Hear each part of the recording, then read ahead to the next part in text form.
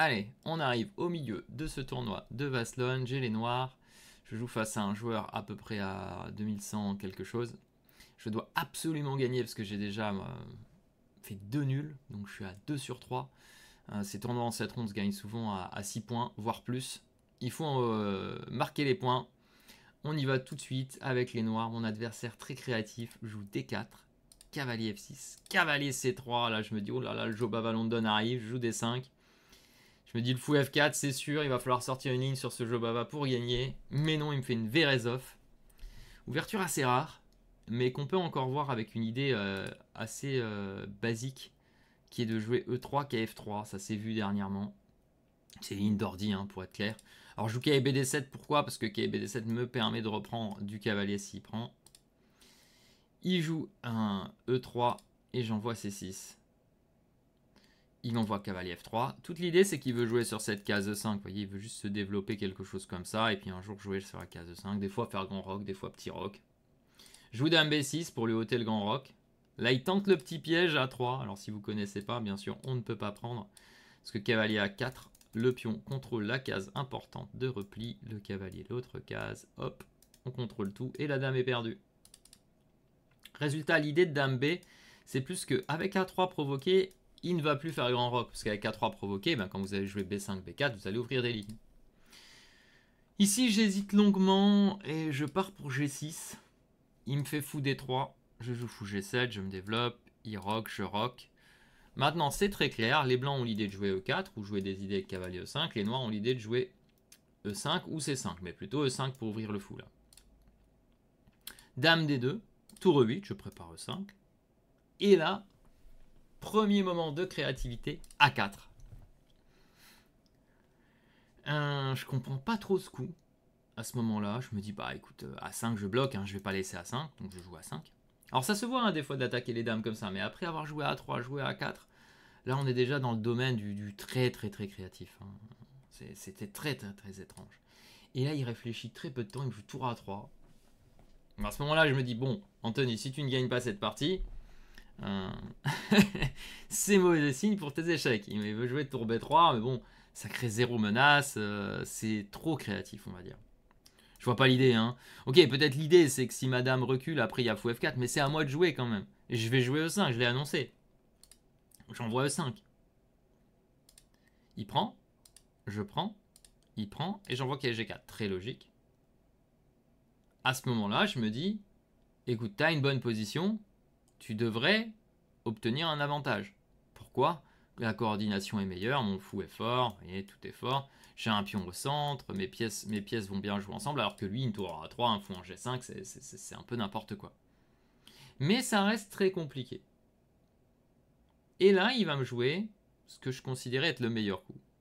Bien sûr, ce que j'espérais naïvement, hein, c'est qu'il me joue F4, que le pion E3 tombe, ou que je fasse F6 et que la partie soit terminée. Mais ça n'arrive pas. Au moment où l'adversaire est moins bien, il se bat. Il fait E4. Et là arrivent les longues réflexions. Peut-être trop longues, parce que, comme je l'ai dit, c'est du 1h30 plus 30 secondes. Donc on ne peut pas non plus réfléchir, mais je cherchais où était mon avantage. Est-ce que je devais pousser pour plutôt fermer? Est-ce que je devais prendre? Est-ce que je devais prendre là? Est-ce que je pouvais prendre là? Est-ce que je jouais un H6 intermédiaire? Enfin, beaucoup de questions. Bon, je finis par jouer le coup le plus logique, T4. Il fait cavalier E2. Et là, pareil, est-ce que je prends? Est-ce que je joue H6? Très compliqué, mais le coup normal, je prends. Là, je m'attendais à plusieurs coups, dont tour B3 qui m'a joué. Dame C5. Très logique, hein, je défends mon pion. Et arrive le moment, un des moments très importants ici, F4. Et là, j'ai dû réfléchir, je pense, bien une demi-heure. Parce que j'ai hésité. J'ai hésité entre simplement prendre ce fou et jouer avec la paire de fous. Alors que ce soit pris s'il prend du pion, après jouer soit F5, soit F6, F5, soit enfin empêcher les F5, sortir mon fou en E6, envoyer B5, et me dire j'ai une belle paire de fous, ou essayer de gagner directement avec KC4. En me disant, ce que j'ai joué dans la partie, KC4, fou prend, etc. Et j'hésite, et je finis par ne pas jouer la sécurité, et j'y suis allé KC4. Il me fait fou C4. Et j'avais vu ce coup intermédiaire D3 échec. J'étais très content de ce coup. Il fait roi H1 et je prends en C4. Et là, je me dis, écoute Anthony, ça devrait le faire. S'il prend de la dame, t'as une super finale. Hein, en prenant ici, c'est une super finale si ça s'échange avec les deux fous. Donc il joue tour ici. Et je fais H6. Attaque le fou intermédiaire. Et dans cette situation, je me dis, écoute, ça va le faire. Par contre, je ne voyais pas exactement, quand il reculait, j'allais prendre, il allait me faire tour 1. Je ne voyais pas exactement comment j'allais être beaucoup mieux, mais j'espérais trouver quelque chose. Et là, après H6, j'avais réfléchi énormément. Il me restait vraiment plus tant que ça, je pense 15-20 minutes, 20 minutes, je pense. Mais j'ai voulu compliquer parce que si je prenais direct, il y avait quelque chose qui m'embêtait. Là, il faudrait que je m'en souvienne. Ça va pas être si simple à retrouver. Mais j'ai pas voulu prendre tout de suite. Faudrait que je sache pourquoi.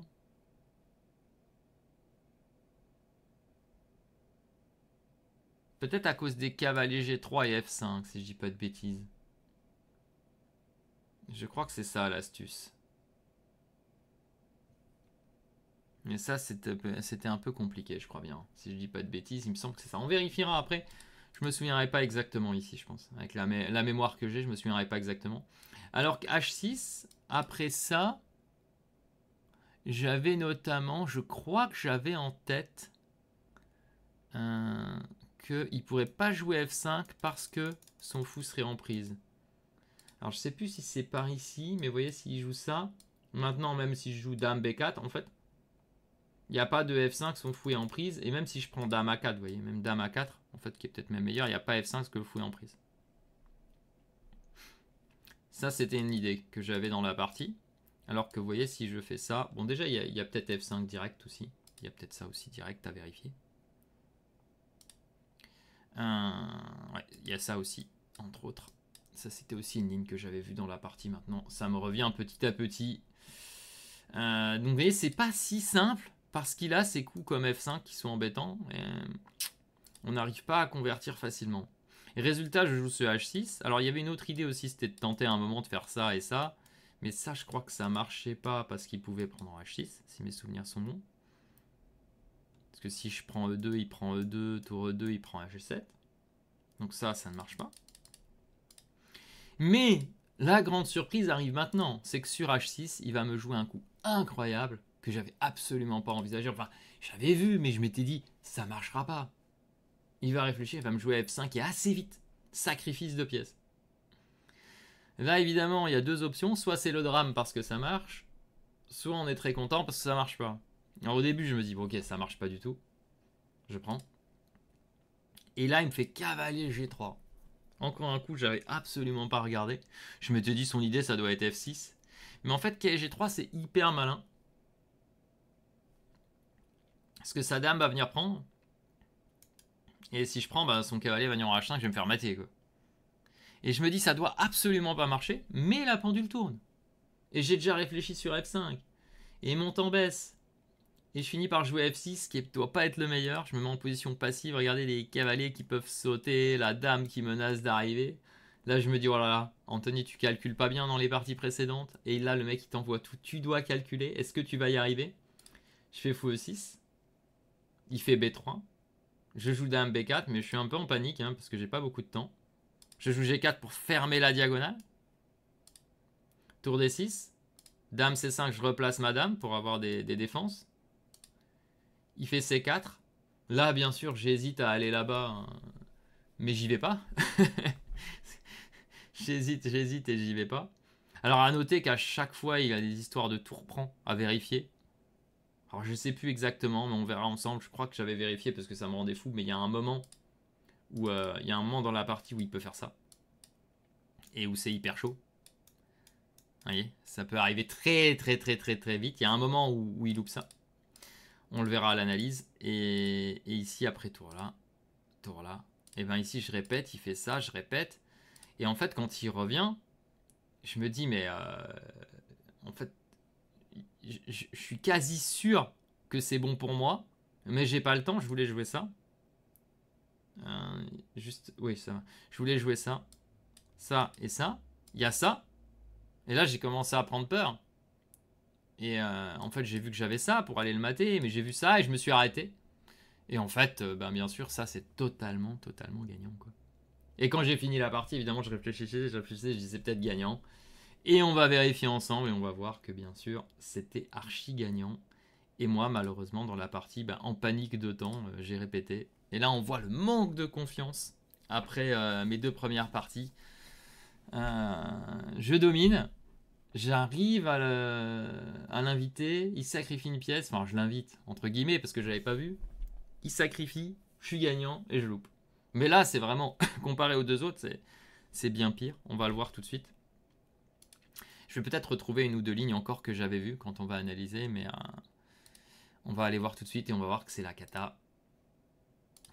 Celle-là, j'ai été obligé de regarder un petit peu et on va voir que voilà, j'étais complètement gagnant. Bah, complètement, c'était sur le graphique. Et j'ai fait une partie à 75, hein, c'est pas beau du tout. Alors au début, parfait, plus ou moins. Hein. Ici, je me demande si c'est pas au moment où je vais en C4 au lieu de prendre en D3, parce que je croyais que ça gagnait plus facilement d'aller en C4. Et là, c'est quand il donne la pièce, donc on va voir ça tout de suite. Allez. Ouais, alors le plus agressif, c'est peut-être C5 en vrai. Hein. Sur la Verezov, mais bon, ok. KD7, c'est bien. Je vais 6, vous voyez, il donne les blancs comme un tout petit peu mieux. Et là arrive le coup douteux, plus ou moins. Je prends un petit avantage. E4, évidemment, on rêve hein, que l'adversaire joue ça et qu'on prenne E3 et qu'on soit gagnant. Mais ça n'arrivera pas. E4, bon coup. Voilà, là, entre l'hésitation, hein, comme je vous disais, H6, DE, prise là. Bon, je finis par jouer D4, qui me paraissait être le mieux. Je prends. Tout ça, c'est plus ou moins forcé. Et là est la grande question, est-ce que je devais prendre D3 là, cette position était B5, F5, F6, F5. Il y a une grande question. Alors, je suppose qu'F6, F5, c'est peut-être mauvais parce que le fou vient m'attaquer ça. Mais F5, B5, parce que ce genre de position, en fait, je vais juste être complètement gagnant avec fou 6. Et les 2 fous vont être monstrueux. Mais ça fait un peu peur avec cette colonne. Je me souviens quand je me dis, ouais, il a la colonne. Peut-être il trouvait un truc sur le pion D4, le fou qui revient. Et ça, c'est pas si simple. Et au final, je me décide à aller là. Et c'est peut-être dans cette longue réflexion que je loupe la partie. Alors, pareil, ici, il y avait Dame C4. Hein, mais je pensais que D3, j'allais gagner tout de suite. Et l'astuce, vous voyez, c'est que si je fais pas H6, si je prends E4 direct, il y a ce F5. Voilà. Donc mon analyse dans la partie était bonne. Et ce cage G3 aussi. Et Dame A4, F5, vous voyez. Alors qu'en faisant H6, s'il recule, mange, cage G3, Dame A4, il n'y a pas F5. Quoi. P3 et Dame D4. Quoi. Et bien sûr, là-dessus, je mange trop de pions. Hein. F5 marchera moins bien. Et là, il m'envoie du lourd et j'ai plus de temps. Vous voyez, c'est plus 2. Alors, c'est pas totalement gagnant. Hein. Il n'y a qu'à la fin, je pense, quand je prends en D8, que c'est totalement gagnant. Ici, c'est difficile. Parce qu'il a des compensations. Hein. Ce qu'on appelle des compensations, c'est le genre de partie que vous me verrez souvent gagner sur Internet avec les blancs. Et vous verrez beaucoup de joueurs arriver à arnaquer ce genre de position. Vous voyez, là, maintenant, c'est devenu pas clair. Et je vais faire une grosse erreur ici. Voilà, il y avait tour prendre le 6 ici, ce que je vous disais. Tour E6, cavalier F5. Et ça, déjà, ça devient tendu. Il y a un joli nul comme ça. Ça, je l'avais vu après. C'est pour ça que je vous le montre pas. Hein. Comme j'ai déjà expliqué, je montre pas ce que j'avais déjà vu. J'avais anticipé dans la partie qu'il pouvait y avoir un tour E6. Par contre, j'ai cru que ça marchait jamais, moi. Mais après, c'est un peu caché quand même. Parce qu'on croit que l'idée, c'est de venir là-bas, vous voyez. Mais en fait, l'idée, c'est de passer sur D7. Et si je fais tour ici, je suppose que là, maintenant, je perds ici. Hein. Je me fais juste massacrer. Hein. C'est incroyable. Hein. J'ai une tour de plus, mais je peux rien faire. Rien à dire. Et C4, et là on va aller voir, voilà, Dame G5, j'ai hésité pendant la partie. Pourquoi j'y suis pas allé de prendre ce pion? J'ai eu peur. Voilà, bêtement, j'ai eu peur. Mais j'aurais pu aller le chercher. Voilà. Et là, tour prend D8, ça gagne juste. Hein. Tour D8, Dame D8, fou F8. Tour F6, tour D7. J'ai vu jusque là. Dame B8, je me suis arrêté. Et en fait, il y a un gain clair. Tout le reste, c'est pas si simple. Hein. Mais tour D1, KF1, et c'est là que j'ai loupé le coup. Dame D6. Ça, je l'ai vu à l'analyse, Dame D6. En fait, j'ai vu KF1, je me suis arrêté. Et j'ai dit, j'ai pas le choix, j'ai 1 minute, faut que je répète. Je crois même que j'étais à jouer sur les 30 secondes, je pense même. Évidemment, tous les coups gagnent ici, après coup, tout gagne, parce qu'il peut rien prendre, hein, parce qu'il est cloué. Mais en fait, quand je vois cette position dans ma tête, je vais juste me dire, mais joue, c'est gagnant. J'ai même pas besoin de calculer ici. C'est juste bête, quoi. Voilà. Donc, panique à bord. Dans cette 4e ronde, panique à bord. Vous comprenez pourquoi j'ai dû réanalyser ces parties. Parce que la première analyse, franchement, j'étais vraiment en mode hyper négatif. Là, j'essaye d'être un peu positif, vous voyez. Mais voilà, je les réanalyse juste pour ça. Donc, bon, pas terrible, mais on dira que ça aurait pu être pire. On aurait pu perdre sur un malentendu.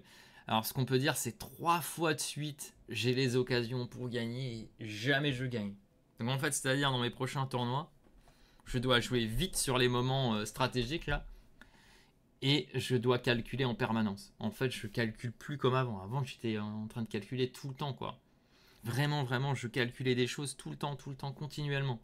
Et là, j'ai l'impression que je me force pas à calculer, j'attends le dernier moment pour calculer et la catastrophe arrive.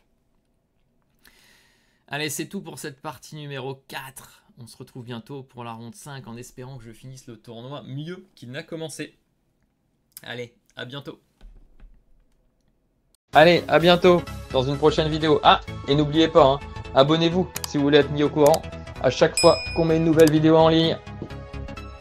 À très vite.